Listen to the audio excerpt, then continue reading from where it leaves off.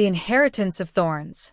The humid air of Charleston hung thick with the scent of salt marsh and blooming tea olive, a weight that Etta Beaumont had carried for 72 years. She knelt in the black dirt of the Blackwood estate, her knees popping like dry twigs. Before her stood the Camellia japonica midnight grace, a flower so dark red it bordered on bruised purple. Etta wasn't just gardening. She was presiding over a cemetery.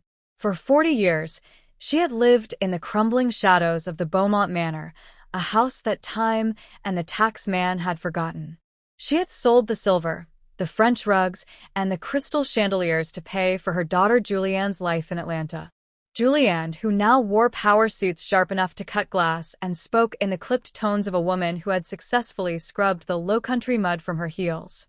The sound of a luxury SUV crunching over the gravel driveway broke the morning's peace. Etta didn't look up. She knew the rhythm of those tires. Julianne stepped out, her designer heels sinking into the soft earth. Behind her followed a man in a hard hat holding a clipboard, the architect of Etta's erasure. "Mama, please," Julianne started, her voice a practiced blend of pity and impatience. "The papers are signed. The Grand Magnolia condominiums start construction on Monday. You're moving to the Gables tomorrow. It's a 5-star facility, Mama. No more dirt. No more heat." Etta finally stood, wiping her stained hands on her apron. "This land isn't yours to sell, Julianne. Not the soul of it. It's in my name, Mama. You put it in my name for tax purposes 10 years ago." Julianne snapped, her facade cracking. "This house is a ruin. These bushes are just weeds with expensive names. We're talking $12 million. I can finally be free of this place." Etta looked at the man with the clipboard. "Young man, you might want to step back.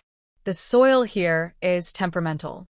The man looked confused, but Julianne scoffed. "Ignore her.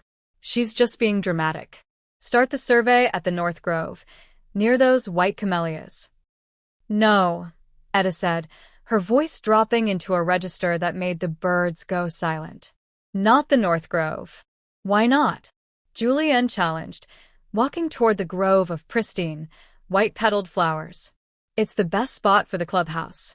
It's the highest ground." Etta followed her, her gait slow but deliberate. As they reached the center of the grove, the air felt 5 degrees colder. The white camellias here were unlike any in the world. They were translucent, almost like thin porcelain.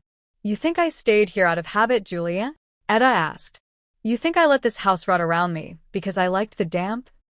"I think you're obsessed with a past that didn't love you back," Julianne replied, signaling the surveyor to drive a wooden stake into the ground. "Stop," Etta commanded. The surveyor hesitated. Etta turned to her daughter. "Your father didn't die in a boating accident in the Atlantic, Julianne. And your grandfather didn't lose the family fortune in the Great Depression." Julianne laughed, a harsh, brittle sound. "What is this? Some gothic ghost story to scare off the developers?" "It's the ledger," Etta said. She reached into her apron and pulled out a small, rusted trowel. She began to dig at the base of the largest white camellia, the Virgin's Breath. For 100 years, the Beaumont women have been the keepers of the unpleasantries. When a Beaumont man did something that would stain the family name, something that would put them in a cage, or at the end of a rope, the women didn't go to the police. "We went to the garden." Etta struck something hard. Not a rock. Metal. She cleared the dirt to reveal a small, oxidized copper box. She opened it with a key she wore around her neck, hidden beneath her shirt. Inside was a heavy gold watch and a stack of letters wrapped in oilcloth. "This belonged to the district attorney in 1954, Etta whispered. "The man everyone thought ran away after he accused your grandfather of embezzlement. He didn't run. He's the nitrogen that makes these white flowers so bright." Julianne's face went ash-gray. That's impossible. You're lying." "Move 10 feet to the left." Etta pointed to a patch of yellow jasmine. "That's where your father's business partner lies, the one who discovered the fraud that paid for your private school. And right under your feet, Julianne." Etta paused, her eyes piercing her daughter's soul. "Is the reason your father never came home from that fishing trip." He wasn't a hero. He was a monster who raised his hand to me one too many times. I didn't call the sheriff because the sheriff was his cousin. I handled it with a garden spade and a gallon of lime. The surveyor took 3 steps back, dropped his clipboard, and bolted toward his truck. Julianne was trembling. The $12 million dream was dissolving into a nightmare of forensics and scandal. You'd go to jail. You'd destroy everything I've built just to keep these trees. I have nothing to lose, Julianne. I am 72. I've lived in a prison of secrets for 40 years to keep you pure in the eyes of the world, Etta said, her voice steady and terrifyingly calm. But if you bring one bulldozer onto this land, if you disturb one root, I will call the state police myself. I will hand them the map. I will take the handcuffs gladly, because at least the truth will finally be out in the sun. Julianne looked at the beautiful, serene garden. It suddenly looked like a charnel house. Every bloom was a headstone. Every fragrance was the smell of a cover-up. She looked at her mother, the woman she had dismissed as a simple, uneducated gardener, and for the first time, she saw a titan. "What do you want?" Julianne whispered. "Cancel the sale," Etta said. "The land goes into a permanent conservation trust.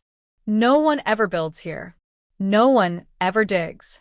You go back to Atlanta and you send enough money to keep the roof from falling in. You can tell your friends you're being charitable to your eccentric mother. I don't care about the lie you tell them, as long as you know the truth." Julianne looked at the SUV, then at the house, then at the dirt on her own expensive shoes. The power had shifted. The poor mother had more leverage than the rich daughter could ever buy. "I'll call the lawyers," Julianne said, her voice small. She turned and walked away, her stride no longer sharp. She moved like someone walking on thin ice. Etta watched the SUV disappear down the driveway. The silence returned, heavy and sweet.